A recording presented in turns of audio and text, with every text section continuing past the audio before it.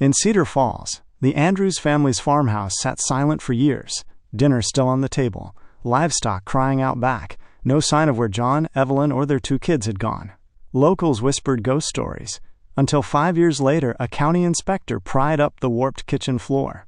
The smell hit first, then the maggots, swarming from a shallow pit.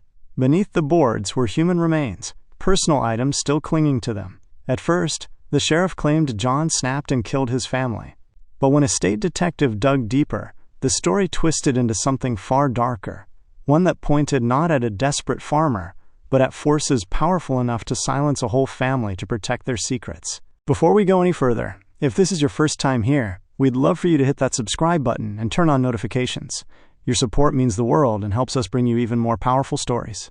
Stick with us until the end, and if this mystery moves you, share your thoughts in the comments and pass it along to a friend. Cedar Falls, Iowa, 1996. Back then, life in the countryside felt quiet, steady, unchanged by the noise of the outside world. Fields stretched forever, rows of corn rippling in the wind, farmhouses standing lonely against the horizon. Among them was the Andrews farm, a modest 2-story house with peeling white paint, a squeaky screen door, and a small windmill that creaked in the night. John Andrews was the kind of man people described as steady, a farmer who rose before dawn, who measured his words and never left a job unfinished. His wife, Evelyn, was softer, gentle, with a knack for turning a small meal into a feast.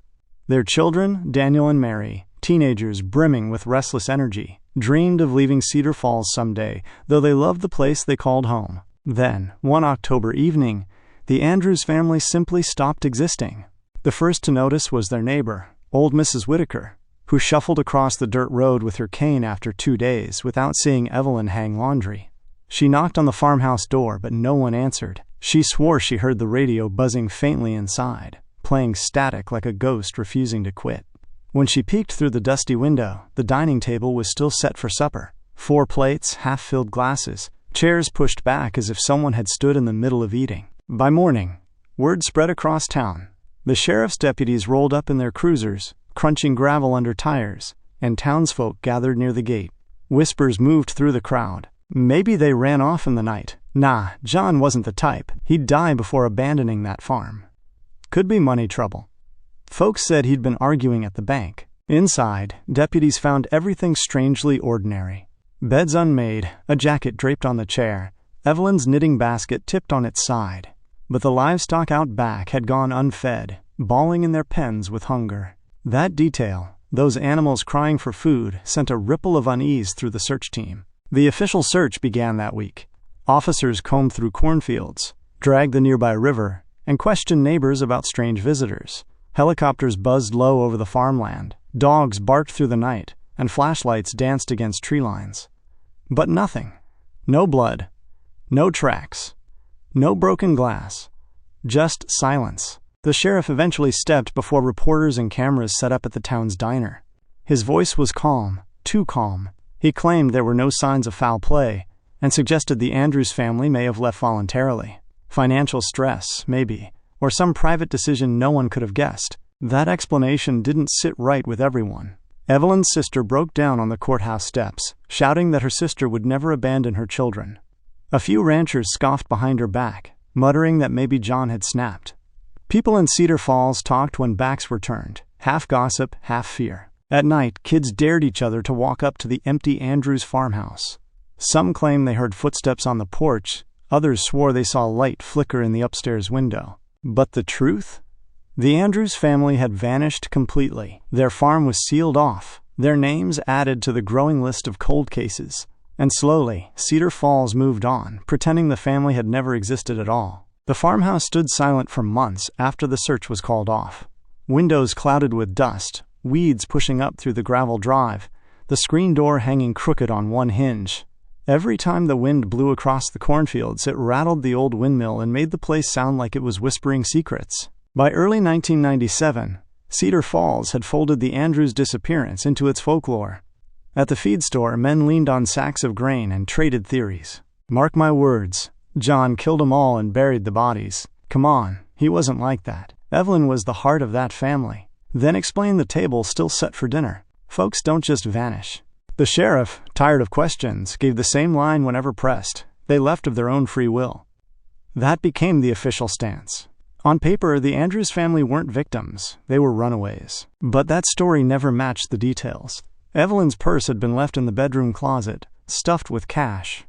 Daniel's prized baseball glove and Mary's cassette player were still on the shelves. These weren't things people walk away from. For the next 5 years, the Andrews name drifted like smoke. The property taxes piled up until the county took possession, boarding the house and fencing off the land. Teenagers started sneaking in through the backfields at night. They'd carve initials into the wooden beams, toss beer cans in the barn, and dare each other to spend 5 minutes alone in the kitchen. Some swore they heard whispers in the walls. The whispers weren't just from kids, though. Evelyn's sister never stopped pushing, calling the sheriff's office every few months, only to be told there was nothing more to investigate. The local paper published a small anniversary piece each October. 5 years later, no trace of Andrews' family. For most people, the silence became normal. The farm turned into a landmark of unease, a story parents used to scare their kids into behaving. But underneath that silence, something darker was festering, and it was waiting, buried just beneath the old farmhouse floor. By 2001, the Andrews farmhouse had rotted into an eyesore. The county decided to tear it down, preparing the land for auction. On a damp spring morning, an inspector named Frank Dillard stepped onto the warped porch, clipboard in hand. The place reeked before he even crossed the threshold. A sour, sickly smell, like spoiled meat left too long in the summer heat. Inside, dust floated in heavy beams of light through broken windows. Rats scurried along the baseboards. And in the kitchen, the room where the family's last meal still haunted every local's memory, flies buzzed thick as smoke. Frank muttered under his breath, tugging a handkerchief over his mouth. Then he heard it, an unmistakable sound.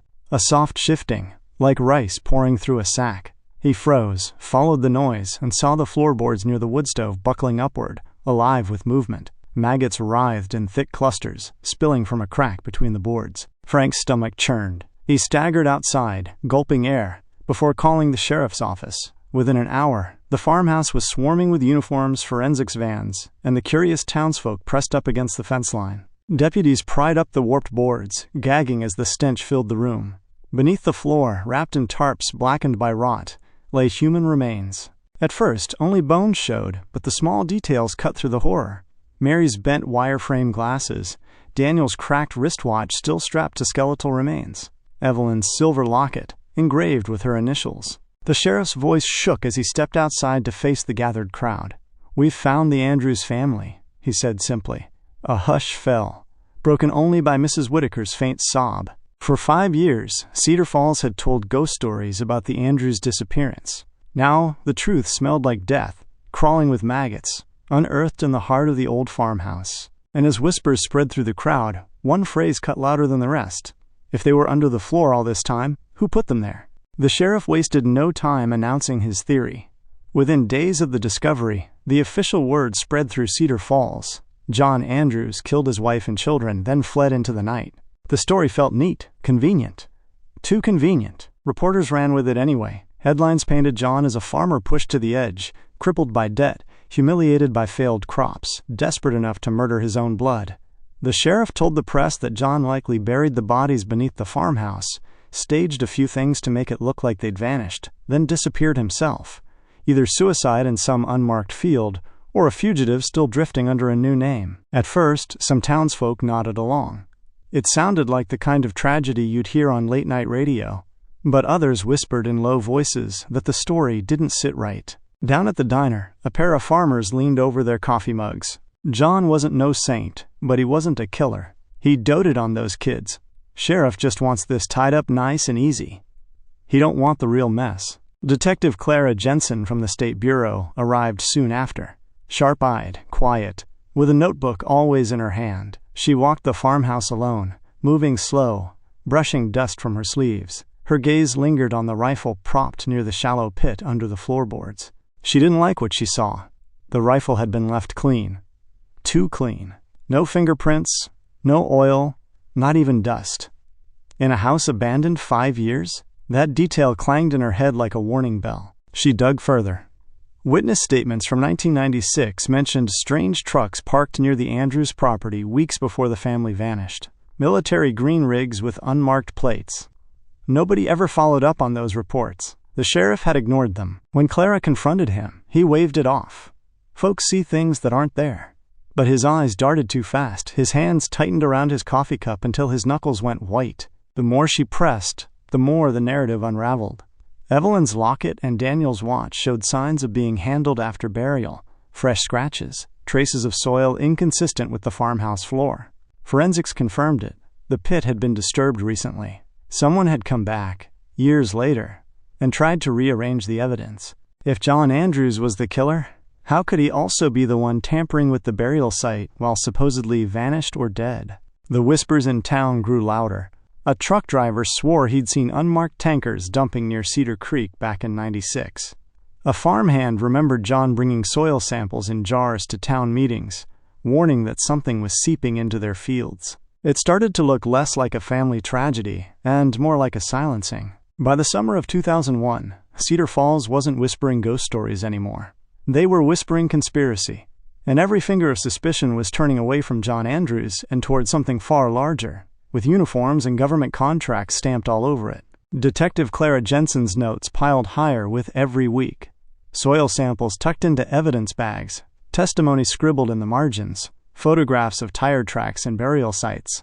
The pieces refused to sit quiet. The Andrews weren't murdered by their own father. They were silenced because they knew too much. Clara traced John's trail through town meetings in the months before the family vanished. He'd stood up in front of farmers, sometimes holding up jars of murky water, warning that something was poisoning their wells.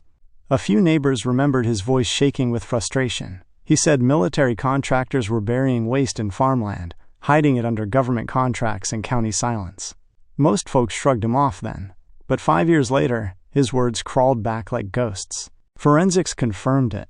Soil pulled from the Andrews boots, still in the closet, contained trace chemicals matching known military disposal sites. John had found proof, and proof like that was dangerous. The conclusion was brutal but undeniable. The Andrews were silenced to protect a lucrative dumping operation. Sheriff's records showed phone calls with contractors tied to defense firms. The so-called evidence that painted John as the killer? Planted, adjusted, twisted, to close the file quickly. By fall of 2001, whispers had spread beyond Cedar Falls. A local paper ran a headline in bold, "Farm family silenced after exposing toxic secrets?" The sheriff resigned weeks later, his voice brittle as he claimed health reasons. The truth was circling him, and he knew it. The Andrews family never got to testify. They never got to speak what they had discovered. But the maggots in the farmhouse floorboards had done it for them. Their silence had rotted into sound, their deaths forcing the truth into daylight. Today, the farmhouse is gone, torn down, weeds grown over the spot. But if you walk past at dusk, locals say the air feels heavier there, like the land itself remembers. At the county line, a modest memorial bears their names: John, Evelyn, Daniel, and Mary Andrews. People leave flowers, ribbons, even soil jars filled with clean water, tributes to what John tried to protect. The story leaves no comfort. The Andrews were not victims of madness or accident, but of something colder: profit, secrecy, and the kind of power that thinks it can bury truth forever. But the ground, like the farmhouse floor, does not keep secrets long. The Andrews family may never have found justice in their lifetime, but their story reminds us, truth can't stay buried forever. If this story pulled you in, don't forget to hit subscribe and turn on notifications. More haunting stories, more forgotten truths are waiting to be uncovered.